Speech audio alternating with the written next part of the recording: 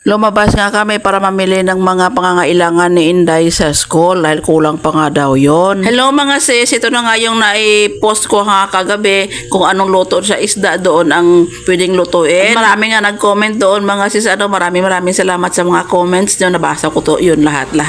At sinabi ko nga sa kanila ni Kuya Kal tsaka ni Inday at saka kay Jason kung anong luto yun sa isda na yon. At sinabi ko nga isa-isa at ang napili nga nila doon ay sweet and sour. Kaya yun ang luto ko kaninang umaga, sweet and sour mga sis. At tingnan nyo naman yung sweet and sour na niluto natin dyan. At panalo talaga yung nag-comment ng sweet and sour dahil gusto talaga nila. At ito na rin ang binaon nila sa school at ito na rin ang aming inalmusal kaninang umaga. At ito nga si Kuya Kal, sarap ng kain niya ng sweet and sour. At itong dalawa nga habang nag-aantay sila kay papa nila, nag-uusap sila. Ewan ko ba kung anong pinag-uusapan nila nito. At maya-maya nga ay umalis na rin sila mga sis. At tingnan nyo naman itong dalawa, napaka-sweet. O yun, naghalik nga sila sa akin. Ganyan talaga yan sila palagi. Basta aalis na sila mga sis, ay humahalik. Kaya sabi ko nga kay Jason, ikaw wala kang kiss. Kaya tingnan nyo yung kiss niya. Kinatawa ako.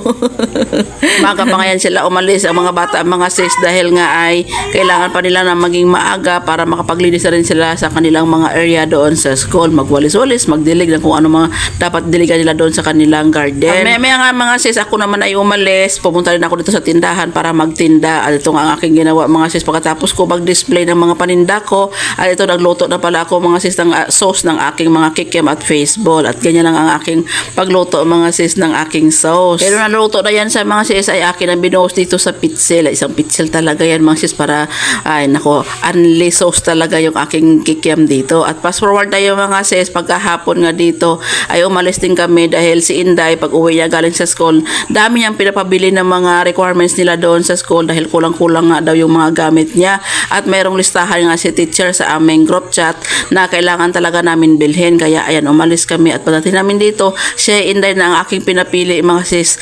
Dahil excited yan kasi noong namili ka kami ng mga gamit nila ng school supply, hindi pala siya nakasama. Si Kuya Kyle ang sumama. Hindi siya nakapili ng kaniyang mga gusto kung anong kulay, kung anong mga karakter ang dapat niyang sa notebook. Kaya ngayon, ayan, nagpili siya mga sis ng mga karakter niya sa kanyang notebook at ang kanyang napili mga sis ay si Kim Cho.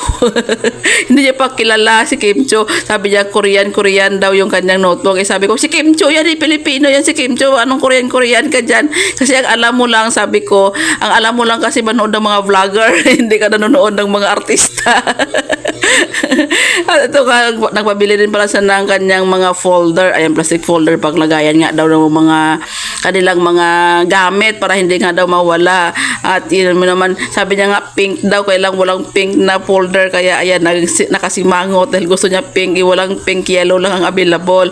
Kaya ayan, nagpili-pili pa siya dyan. At naghahanap nga kami dito ng mga watercolor. At ayan, ang kanyang napili mga sis, yung brown lucky na watercolor. Kasi sabi nga namin, anhin mo naman yan. Gagawin mo na namang makeup yan. Ang watercolor mo kasi nung grade 2 sa mga sis, yung kanyang watercolor ay ginagawa niyang makeup. Nagawa niyang cutex. Ay nako. Kaya sabi ka namin ngayon, ingatan mo na yung mga gamit mo na hindi na nilalaruan mo lang. Dapat ingatan mo talaga yan para magagamit ka hanggang matapos yung grade 3 mo. Sabi ko kay Inday at sabi niya, oo nga daw. O, tignan nga natin. Umaabot pa ng 2027 yung kanyang mga gamit na yan.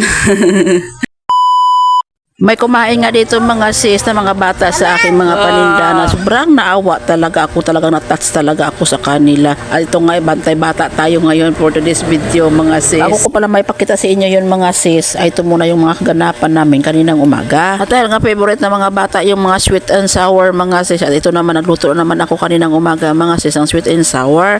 Pero hindi na isda mga sis, kundi manok naman yung aking lulutuin dito mga sis. At nakabili nga ako mga sis ng chicken wings, kaya ito yung aking lulutuin ngayon mga sis. Kinuha ko lang pala yung mga laman na party mga sis ng sa chicken wings, tapos yung iba pala dito ay hinati ko lang, yung kalahati ay hinapunan pala namin kagabi, ginawa namin tinolang manok ni Jason.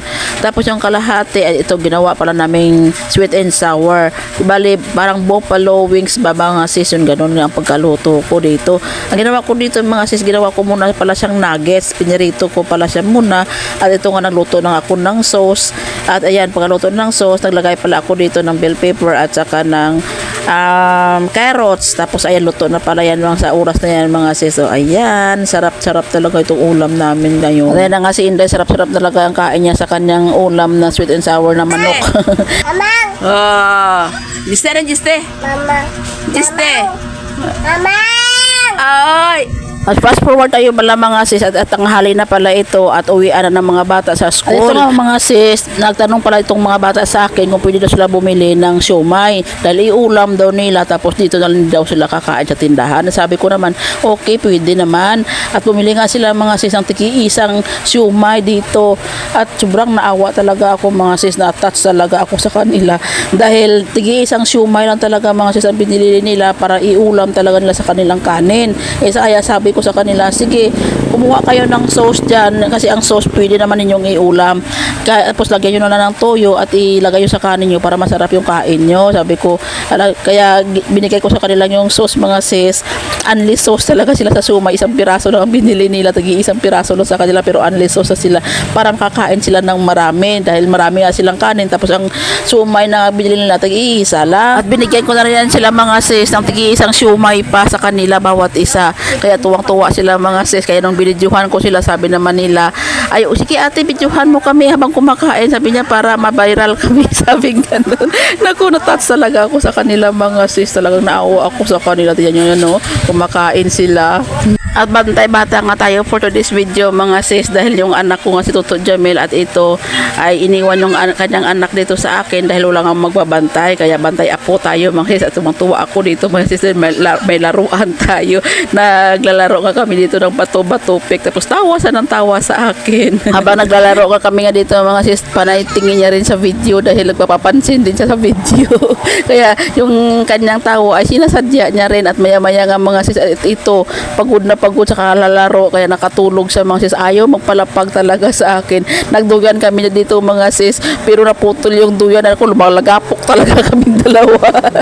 At pasensya kayo sa aking voiceover mga sis dahil sobrang maingay dahil malakas talaga ang ulan ngayon dito. Sa hindi nga inaasahan mga sis, napalitson kami ng wala sa oras. Dahil nga nag-usap-usap nga kami mga sis na ni Bonbon na dito nga kami maghapunan sa bahay nila. Kaya pagkatapos ko magtinda ng hapon na ito, pumunta na rin pala ako dito sa kanila at naabutan ko nga itong aking apo na ito mga sis na nag-tiktok sila ni tita niya Inday. Ayan, sabi ng TikTok niya, tingnan nyo naman yung pag sumasayaw. Ayan, tudo talaga yung sayaw niya. Napaka-hyper talaga na bata na to. Kaya tawa kami dito ng tawa sa kanya. Manang-mana talaga sa tita niya Inday na mahilig din sumayaw, mahilig mag-TikTok. Kaya ayan, gaya-gaya din siya sa kanyang tita. At ito nga mga sis, dahil nga yung baboy ni Bonbon ay hindi na makatayo mga sis, napilayan yata ito. Kaya kinata niya na lang ito mga sis bago pa ito matigok. Sayang naman kasi diba? Dahil nga silang araw na siyang hindi na nakatayo at ito hindi na rin siya kumakain. Kaya yan, sabi nga ni Bonbon, katayin na lang. At ito, nilitson na lang namin mga sis. At ito nga si Kuya Kyle mga sis, inutusan pala yan ng bumili ng mga lamas. At tingnan nyo naman yan, no? Naku, ang lakas talaga ng loob na mag-drive ng motor. Marunong na talaga si Kuya Kyle mag-drive ng motor. Kaya yun, lumating na sila ni Kuya Kyle na may dala-dala ng mga lamas. At ito na nga, nilagay niya na pala ni Toto dito sa litson. At ayan, tinahi niya na pala yan. At ayan, pagkatapos ng tahiin, nalagay na yung mga lamas. At ayan, sinalang na pala ito sa uling. Kaya si Kuya Kyle ang driver dito. Ay, naku, tuwang-tuwa naman yung bata dahil kahit pa paano, makakain na naman tayo ng litson. Matagal-tagal na rin kami mga sis, hindi nakakain ng litson. Last namin nakain ng litson nung April 1 pa yata birthday ni tatay. Tapos ito na naman. Ng litson na naman kami dahil ayan. Ay, hindi, kumain pala kami ng litson nung kasal pala ng pinsan ko. nung May. O, di ba? Ngayon, isa hindi inaasahan, ng litson na naman. At ito nga mga sis, alas 10 na ng gabi nung naluto ito kaming litson. O, di ba? Hating gabi ng hapunan namin. At ayan, naluto na yung litson. Kaya hiniwa-hiwa na pala namin yan para maimukbang namin. Ako, nagbudol fight kami mga sis. Alam niyo mga kami lang, walang ibang nakahalo kundi kami lang, si Bonbon at ang pamilya niya, ako at pamilya ko rin, yung anak ko, yan, kami lang. Wala naman kaming ibang kasi hindi ka inaasahan na mangyari ito. Kaya ayan, kumain na pala kami dito. Ayan pala si Bonbon. Ayan, maraming salamat Bon sa litson kagabi. Nako, dami, may nakakain na, naka-bring home pa. May nabasa nga pala akong comment doon sa sa na-post ko ng reels kanina, anak na kumakain pa daw ako ng litson kasi mataba daw yun. Huwag kayo mag-alala mga sis. Siyempre, hindi man tayo makatiis at titingin lang tayo, manunood lang tayo. Siyempre, titikim talaga tayo dyan. May 4 na hiwa lang tayo na makatikim. Maliit na hiwa na balat at saka laman lang ang kainin natin. Okay na yun. Tama-tama lang yun. Hindi na ba tayo kung sa Ilonggo pa, hindi lang mag-imaya kalagta mga sis, katilaw man tao, di ba? Kung yung iba ay nagtatago pa bago kumain ng mga litson, ako ito pinapakita ko talaga sa inyo na kumakain ako ng litson. Kaunti lang nakain mga sis, hindi naman sabi na laklakin talaga natin pero imukbang talaga natin lahat ng litson, di ba? Hindi naman masama pag kaunti lang mga sis ang kakainin. Ang masama doon yung talagang ubusin mo yung isang buong litson, ubusin mo yung 1 kilong litson, di ba? Yung tikim-tikim lang tayo, may 4 na hiwa tayo na laman, kaunting balat, di ba? Yun lang, yung basta yung hindi lang tayo mainggit or hindi lang tayo maglaway ba, matikman din natin kung anong lasa ng litson. Yung masama doon mga sis, totoo lang, yung marami talaga ang kain mo, pero ang pagkaunti hindi naman masama kahit high blood ka, kung titikim ka ng pagkain na bawal, okay lang yun. Diba? At tignan nyo naman yan mga sis, puro barako yung nasa harapan ko, ako lang yata mag-isa dito yung babae, ay di, dalawa pala kami dito ni Bimbim, asawa ni Bunbun, kailan nandoon sa upuan nakaupo, dahil nga may hawak siyang bata na maliit, kaya tignan nyo naman yan, ako dampot lang ako yan mga sis, di kaya nila kay Kuya Kyle. Tignan naman yan si Kuya Kyle, yan, ribs talaga yan ang ginangat-ngat ni Kuya Kyle yan. Sige, barat Kuya Kyle, minsan lang tayo makatikim ng litson na nagbubudol fight tayo tapos nagmumukbang tayo ng litson. Diba? Masarap pala ng ganito mga sis, pag maglitson ka, kayo lang talagang tulo, sawa ka talaga sa kakain, yung hindi, yung ang daming litson na sarapan mo pero ayaw mong kumain. No, ang bilis mo magsawa, ganun pala yun. Comment din pala doon sa picture na aking na-post na sabi, mura daw yung dito sa amin yung baboy kasi lagi daw kami naglilitson. Oo sis, mura talaga yung baboy dito kaya easy lang talaga maglitson dito sa amin. At after nga namin budol fight mga sis, ayan na yung aming litson na natira, kaunti na lang at saka tingnan nyo naman, simot yung aming pinagkainan dito, tingnan nyo naman yan, di ba? Before and after.